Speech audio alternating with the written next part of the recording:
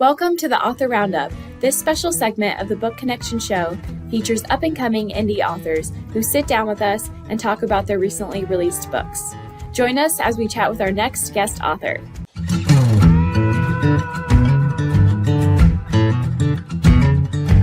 Hello there. You are listening and or watching Author Roundup. My name is Emma, and I will be your host for today's episode. Today, I am joined by an author by the name of Patricia McNamara. She is also a nutritional therapy practitioner whose passions are health and God. She specializes in supporting midlife women and nervous system regulation. Her book, Slow Down to Heal and Truly Live 21 Bible-Backed Practices to Nurture Your Mind, Body, and Spirit, was released in November of last year. Patty, how are you today? Good to have you on the show. I'm doing well. Thanks for having me. Yeah. Well, your book sounds wonderful. Can you tell us all about it? Sure. So the book is really I feel like it kind of fits a little better with women, but I think it's true for men as well. It's looking at stress and how it impacts our health and how, I think sometimes we overcomplicate health. I think we Yeah. miss some of the easy things like just slowing down and taking care of ourselves. And so when I was working in the holistic health field, the functional health field for the last 6 years, I was helping people with their diet. I was helping them move. I was helping them, with supplements. And while we would make really good progress, and those things are wonderful, I found a lot of times what was really hindering complete healing was the fact that they were so stressed and that they weren't able to truly heal until they address that piece. So that's why I wrote the book, because I kept coming into the same thing over and over again with people.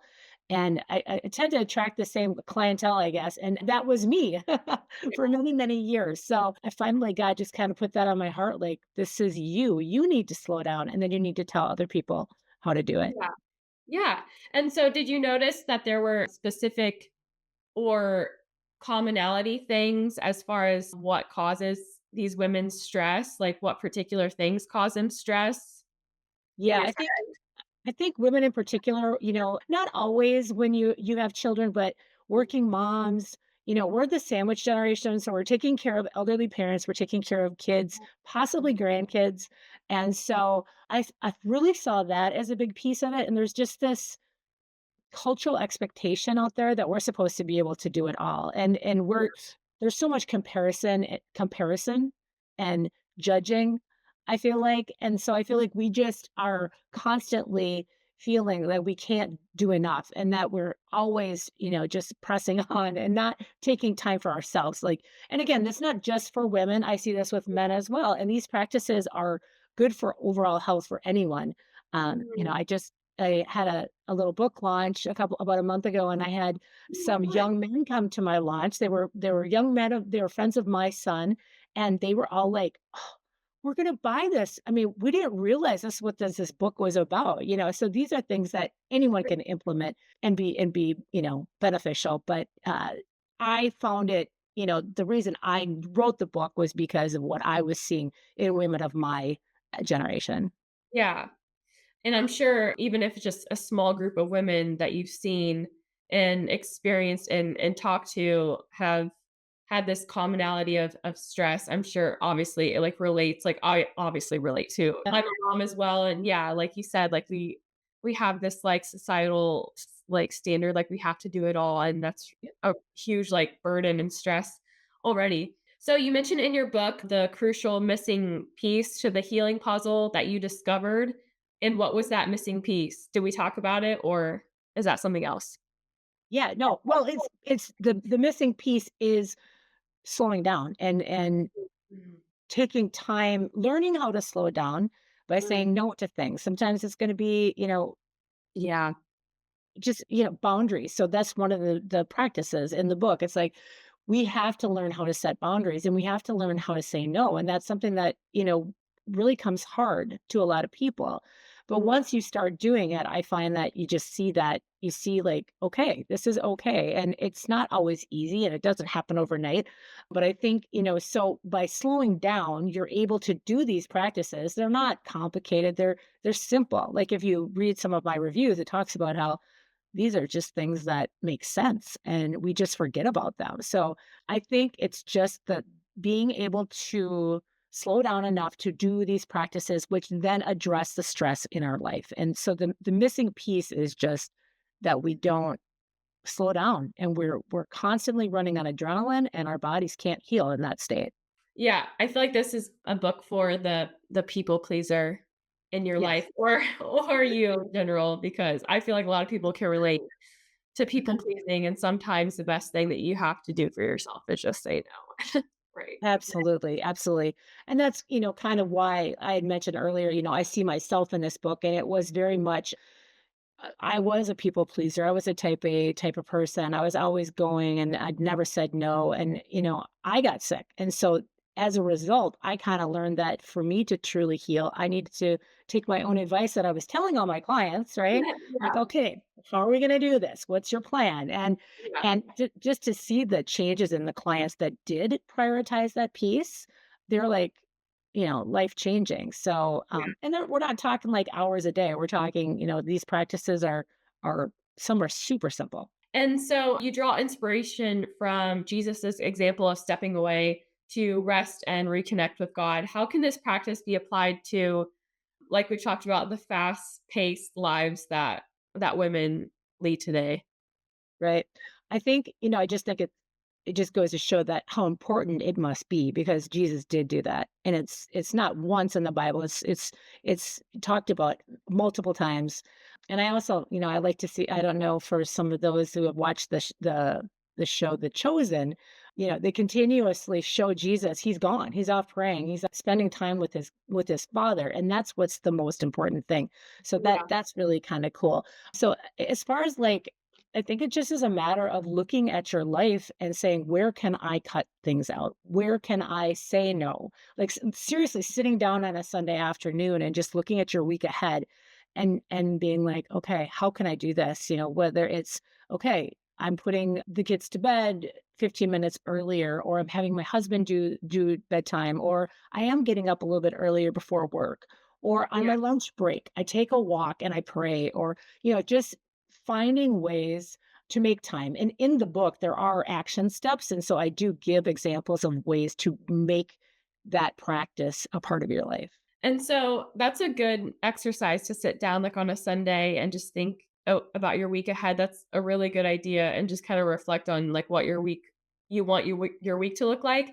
How what would you say to people that we've talked about people pleasing? What would you say to people that don't want to like let people down or have to deal with maybe disappointing people? Like what would you say, how does that play into like your book and how you might feel, like, sad about, like, letting people down for the sake of yourself. Yeah, I could totally relate to that. I mean, I think it's a matter of like reminding yourself that when your cup isn't full, you can't give fully. So Right. you have to start with yourself. It's like the oxygen mask in the airplane, right? When it comes down, you are supposed to get yours on first and then you help others. So Yeah, as much as it is, it's not something that happens overnight. And again, it took me time too, but just to realize that honestly, you are going to be a better person and a better resource to people if you are happy, if you are healthy, yeah, if you are really available to them and not just so stressed out of your mind that you can't even, you know, I don't know, look at y the perspective, I guess. yeah, yeah, for sure. And so how does this devotional combine biblical teachings with practical lifestyle practices to address burnout and illness? So what I did is I did all the research on the practices that I feel are beneficial for health. Then Mhm. I looked to the Bible to see if God speaks about it. And so what I was able to find was Bible verses specifically that address these things. So I start each chapter, each practice with a Bible verse that specifically addresses that particular practice. So for example, under play, I have Ecclesiastes 3:4, a time to weep and a time to laugh, a time to mourn and a time to dance. So I tie in the practices with the Bible verses. Mm. And I just find it really, you know, interesting that God speaks about these things in his word. So, what do you think, or why do you think societal pressures to have it all and be it all how does that affect women, and how does your book provide a counterbalance? Right. Can you repeat the question for me? Yeah. So why do you think that societal pressures, such as like have it all and be it all, like we've talked about, disproportionately affect women? And how does your book help or like provide a counterbalance? So I think a lot of it has come recently with the invention of social media. I think we see that women are constantly, sharing their victories and their accomplishments and make it look like life is so easy, right? And Yeah. so if you aren't doing that, well then of course, what's wrong with you? What's going on? And I think we all have to remind ourselves that that's not real life, and one of the practices is digital detox. And it is a matter of getting off of your phone, taking that time, taking something that's mindless at sometimes. We're all guilty of it, myself included, and taking that time to actually maybe get out and do one of these practices or spend time in the word. And so I think that I'm not exactly sure why women are so much more influenced by that, but I guess I just speaking to like my peers and my friends, you hear it from everyone. Oh, did you see that they went on this vacation? She works full time and yet she's volunteering here. And it's this constant comparison and competition, and as people pleaser type A's, those people, that's important to them. So it's almost like you have to really recognize what you if you are that type of person, and then also be like, "Okay, is this beneficial? Like, how is this benefiting me, and how can I just really become more aware of what's being, kind of constantly bombarded what we're being constantly bombarded by." Yeah.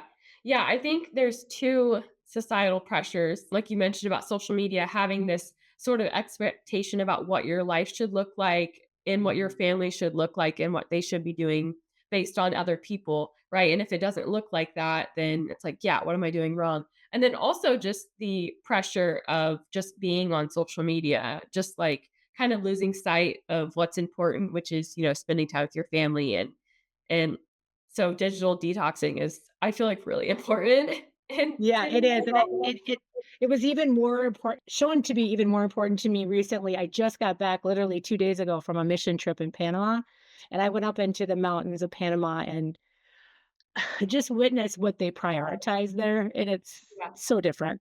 Yeah. Yeah.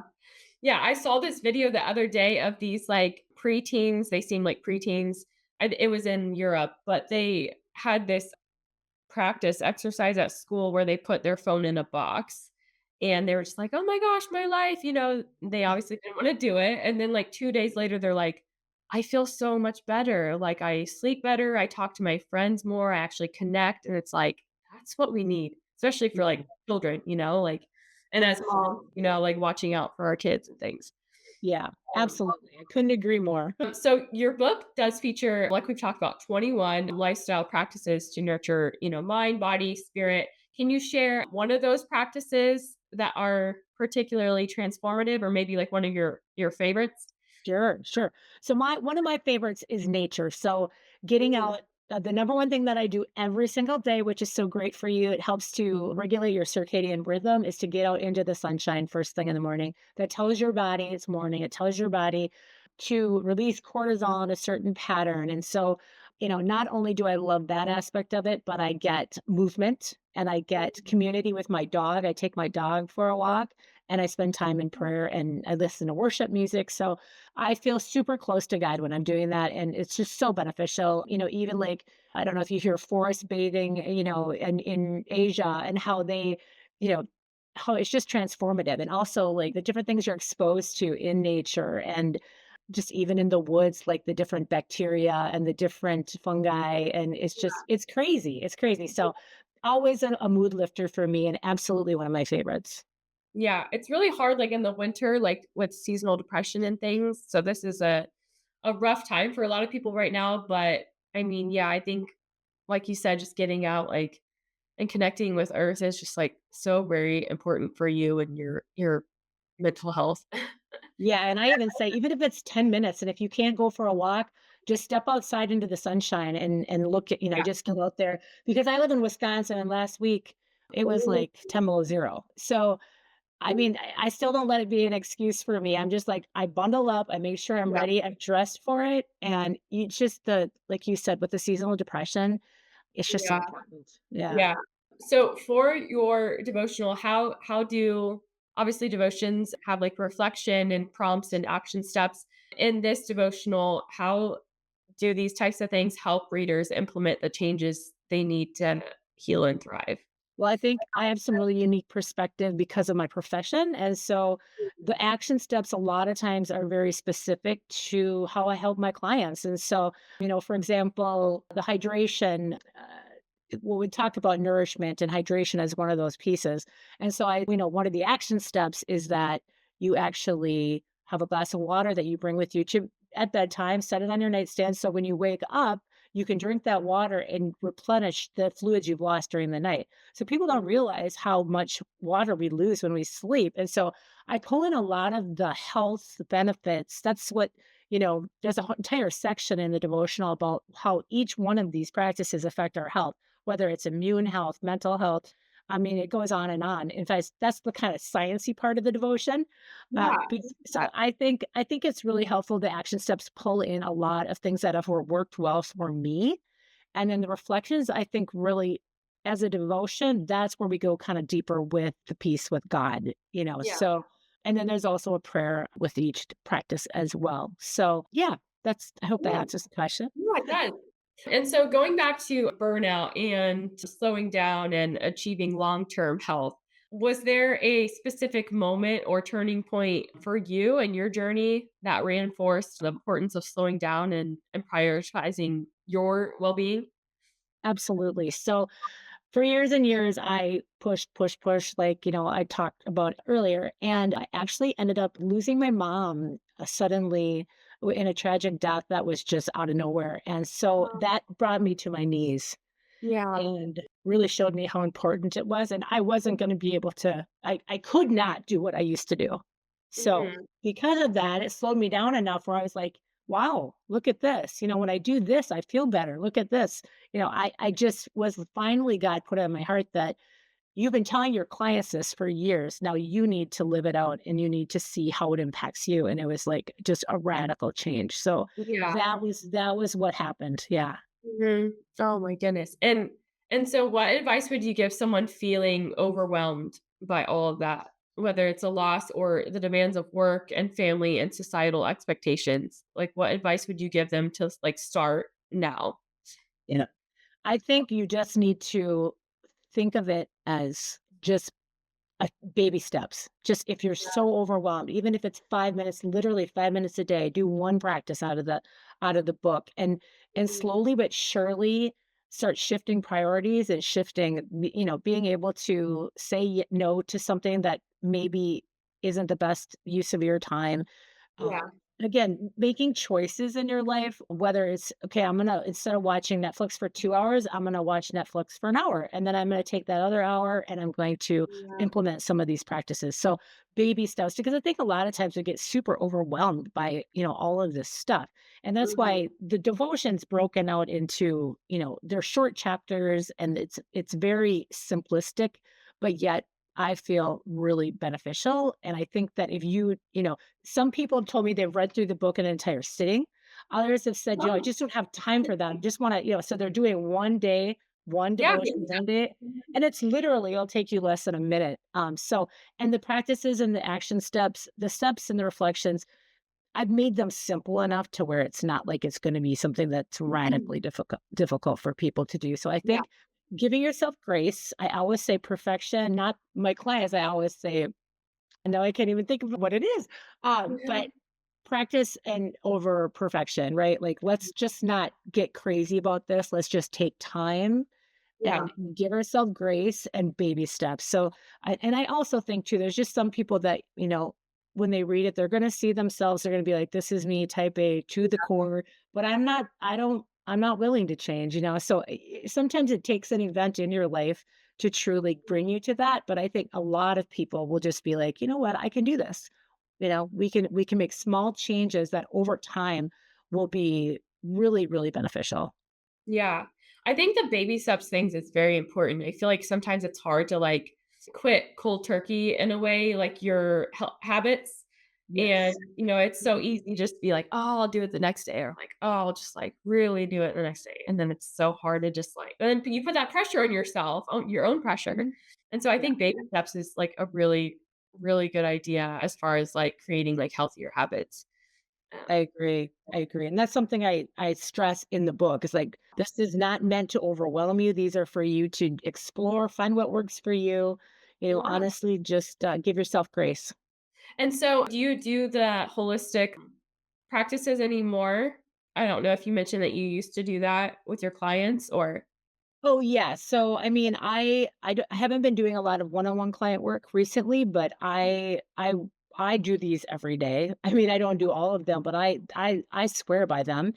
yeah. And yeah, definitely utilize like when I do have a one-on-one client, they get a copy of my book and we Oh, dig in nice. and just realizing that it is such a crucial piece to the healing. I mean, I know I've mentioned in my bio that I do nervous system regulation work and what we see is when your nervous system is dysregulated by stress, your Yeah. body's so busy focusing on that, it can't work on some of the other healing that needs to take place. So the goal is to quiet that down so that we can get, true true healing. Yeah, and so what inspired you to actually write your book? How did your personal health challenges shape the message, and what got you to actually consider publishing?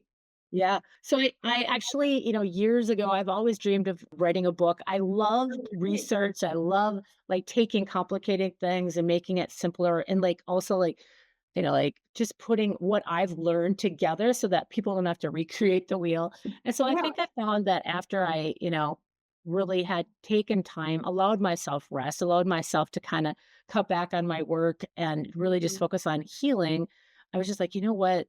I wanna c and that allowed me to spend more time with God, and for me, that was Mm. my 2 loves, I was like, "How can I combine these 2?" It's like, well, God talks about these things in the Bible, and I know why they're good for you. Why don't I put together a little devotional and share this with people? So, Yeah. that was kinda the turning point. And so what about the title? Had you thought about the title before you started writing, or did you write your manuscript and then you came up with the title afterwards, or how did the title come about? I think I had a general concept of what I wanted in the book, but Yeah. the title did come first. Nice. Yeah. That's always good. And so you said that you always wanted to write a book. So had you written before? Did you like journaling or anything like that? Yeah, that's funny that you asked that because no, like I would always like compile information. I would Oh, have yeah. like Google Docs with everything, but I never like thought about Sat down. yeah, like really and even in the last few years, I didn't really think like, okay, I'm gonna write a book. So it was just kind of came full circle and it was just kind of strange. But yeah, so I just yeah, all of a sudden one day it was just like, I guess this is what I'm gonna do. Yeah. And so when did you start writing your book? So I wanna say it took about 5 months. I wanna Nice. say probably in, like, May-ish. I kinda dabbled in some stuff, like, I would do like, I knew a lot because of my work, so, like, the Yeah. sciencey stuff, that stuff was easy, and then I felt like I wanna say it was probably, like, May, and I would just spend, like, maybe an hour and a half a couple times a week doing that while I was working. And then I did take a long 3 days. I went to a little tiny house with my dog, and that's when I got the majority of my writing done in I believe that was June or July. And so, yeah, so that's kinda how it all came together. I just really Yeah. needed to me, I need quiet and I need, like, just Yeah. again, I was in nature, right? So I was out walking with my dog. I was, really feeding my soul so that I could write the book. And so the layout of your book, were you strategic about how you wanted it before it went to a publisher, or did they help you, organize it as far as like a devotional, but how long you wanted the chapters, or was that something that you worked on with your team together, or did you know that from the beginning, like how you wanted to lay it out and how long you wanted everything to be? Yeah, I had an idea of how I wanted it to be laid out. I did pretty much do most of the layout and on my own and then sent it to Westbo and they, perfected it and edited and everything. But for the most part, I had an idea and I really felt God kind of putting it on my heart how he wanted it to be. And so, yeah, it just so that it worked out to be, laid out the way it is. I will say that I did keep it simple. Like, I think I'm going to be doing a companion guide to go along with it that goes more deeply into the actual like benefits, health benefits. This I Yeah. wanted to just kind of speak more to give you an idea of why it's good for you, but then also just show you how God commands it and then also get you thinking about the reflection and the Yeah. action. So like for example, with the nourishment, I talk about whole foods, but like in the companion guide, maybe I provide recipes there.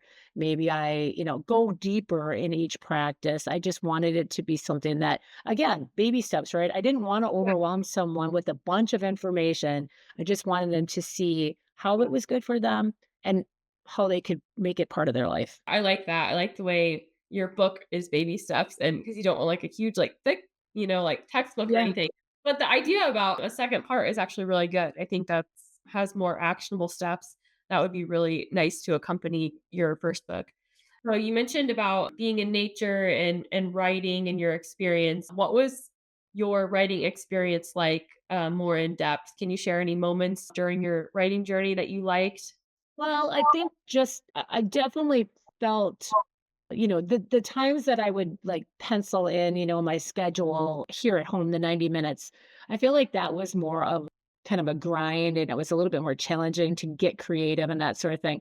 But I think by going away, that is when I really could just feel the pen flow and like I would just really felt productive, and again, I think it was just it was the Holy Spirit working in me, and I was quiet enough to listen and just being in such a peaceful place and with no demands, so basically I could just write and sleep and feed the dog, get outside and go for a walk. They even had a little outdoor bathtub out there that I would go out and soak in, which is Well, one of my that's favorite self-care things, and that's in the book too. It's the number one thing is rest and self-care. So I was definitely putting the practices that I was writing about in I was practicing them and I was doing them, and it was very healing and productive. So, yeah. And so do you have a part of your book that was the most special to write? And also do you go into you personally and your journey with your work and your faith? yeah, so each of the practices has an anecdote from my life, so I share a lot about my life and that practice. The most interesting, I guess, what you would say, like the more maybe more challenging and eye opening section for me in the book was the preface and the introduction, where I give very personal, Mhm. information about my journey Yeah, and how I got to here you the are. book, and just Yeah. looking back on how it all unfolded, how I finally took the time to slow down and just listen and really feel like I feel like my life, I am truly, like the title says, truly live. Like I'm living for my purpose. I'm Yeah. living and that's just so fulfilling when knowing for years I was rushing, rushing, rushing to just keep my head above water. Alive, yeah. Yeah. Was there a part of the writing process that was difficult? I know you wrote it in 5 months, you said, which is really fast and really impressive, but did you get writer's block? Was there difficulty in writing it or any certain parts? I think for the most part, there was just not knowing how much to include, if I should, I think that was a challenge, like, "Okay, is this enough? Is this Yeah, too much?"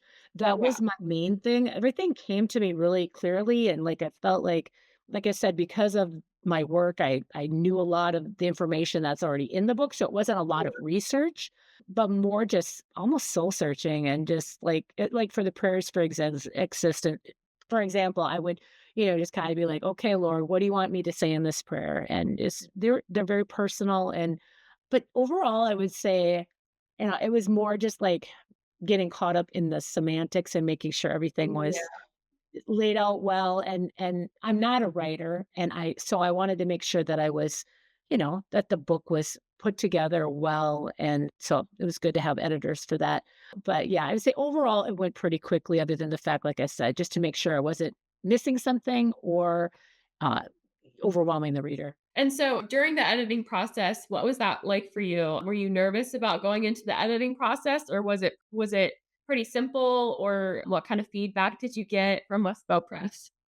The really for the most part, there wasn't a lot of editing, and so that was pretty cool. It was more of like, "Okay, we're gonna do this in this Chicago style, editing," and I was like, "Okay," and so, like, getting the bibliography, the resources to match that. So, Oh, yeah, see, overall, they didn't change a lot of the content, more like, small grammar errors and that sort of thing. So that overall, I was kinda surprised, thinking maybe that there would be more things they needed to do, but I was pleasantly surprised.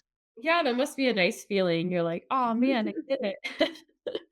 And so your book came out last year, end of last year. What's been the most meaningful feedback or review you've received from readers so far and family and friends? Yes.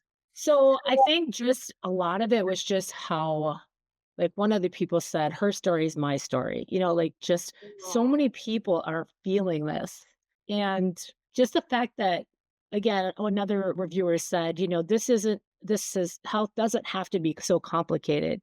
Again, these small things can make a huge impact, and so I love the fact that they're all together too. Like, I have a picture of my table of contents in my phone so that each day and be like, "Okay, yeah, I did that, I did that, maybe I'll try." Like, even I forget, and in the yeah. epilogue, I talk about a situation where I was on vacation right after I finished the book. I sent it into the publisher while I was on vacation, and I was not doing these things because, again, I was in a different country.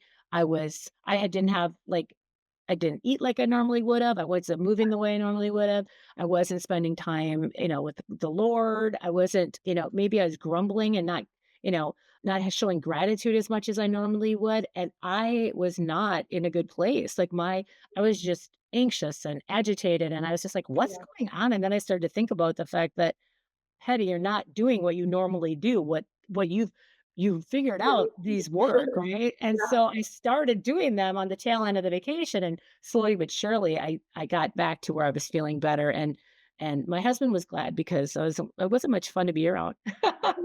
Yeah. What has your husband thought about your book? What did he say when you came to him saying you wanted to write and publish a book? That's so funny you should ask that question because we had a little book launch party, and he gave a little speech at the beginning talking about that, and he was like, well, I was like, okay, well, she supported me several times in some kind of big dreams. And so it was my turn to support her. And he actually read the book as soon as I got it, and he enjoyed it even as a man. So I think that was really cool to see. Oh, that's so sweet having such a supportive person. Yeah. Um, very cool. What about friends? Any reviews? Did your friends know that you were writing a book, or was it more, like, secret, or I think some friends knew, but once it actually came out, just very, very supportive, and, you know, all of them, were purchasing and leaving reviews and just loved the book. And again, you're like your friends, right? You hang out with people like you. So I think a lot of my Yeah, friends can totally relate to this because they're like the reviewer said, her story is my story. And I think a lot of them are really probably changing some things in their lives now to reflect the book, and are yeah, seeing fruit of that. So yeah. How does that make you feel being someone that has created, this book that has impacted people's lives and really has gotten people to reflect on their own life and make some changes? How does that make you feel? yeah, really cool. I feel very blessed to have been able, to be a part of this, and that it all came together. And I just hope more people can read it because I do think that it can be super beneficial. And so, yeah, it's been really awesome. Humbling, and just very grateful for all of the support and the feedback I've gotten. Yeah. And so what advice would you give to someone working on his or her first book? I think it's the same advice that I've been giving all along. Just baby steps, right? Like, just Yeah, start. Just yeah, start, and it might not you might not have the same experience I did because I did have a lot of flexibility, at that point in time. Like I said, I was cutting back on my workload. My children are out of the house, so I was able to focus more on that. And at a different stage of life, that might not have been the case for me, but I do think it really is helpful to set aside at least an hour, turn your phone off, put it in a different room. Once you get in the zone, in the vibe, if you feel like keep going, keep going. If after an hour you feel like you're starting to kind of get a little bit, tired, quit Yeah. and then pick it up again. So I think just scheduling it, and it doesn't need to be a lot of time, and just, give yourself grace. And so for this year, what goals do you have as far as personally and professionally? Do you want to focus on like marketing for this book, or do you want, I know we've talked about a little bit like doing a part two. What does your year look like as an author? Yeah, I think marketing is gonna be up there, as well as starting to work on the companion guide. I don't think there's a huge rush for that, but I'm also trying to revise my website so that I have more, like, free content for people, Yeah. and that will come in really handy when I'm researching for or putting together the companion guide, because I think some of that can just be shared there as well. So that marketing, and then the companion guide, and then personally spending more time in the Word. That's something that I've been really making time for this year. I started the Bible recap, and I'm in a couple Bible studies, so that just feeds my soul, and that sort of thing. And then also I am training for a half marathon, a very gentle training. I've done several in the past, but I really want to do one last half marathon. So slowly and carefully training for that. So exciting. Yeah. Have you been writing at all? How did it feel like when you finished writing your book? Were you like, "Oh, I'm so excited, but now I have to publish it?" Or how has it been like not like focusing on writing a book? Do you like it or do you miss it? Or Yeah, I miss it. I have started. I do actually have another idea for a book down the road. And so as thoughts have been coming up, I've been jotting them down, and nothing, super, not a lot of huge volume, but as the thoughts come, I write them down, and I'm really excited about that. very cool. Very cool. Yeah. Well, is there anything else that you'd like to share with our audience before you go about your book or about you today or any last message perhaps? No, I think, we talked a lot about it. Again, just really truly knowing that it doesn't have to be complicated. These practices are something that you can do as many or as few, and really see a benefit. So yeah, no, I think it's been a great interview. I appreciate it. Oh, yeah. Thank you so much, Patty. Well, I think that's all the time we have today. If you are interested in Patty's book and you're interested in what you heard today, you can head to westbowpress.com to buy her book. Her book is also available on Amazon and Barnes and Noble.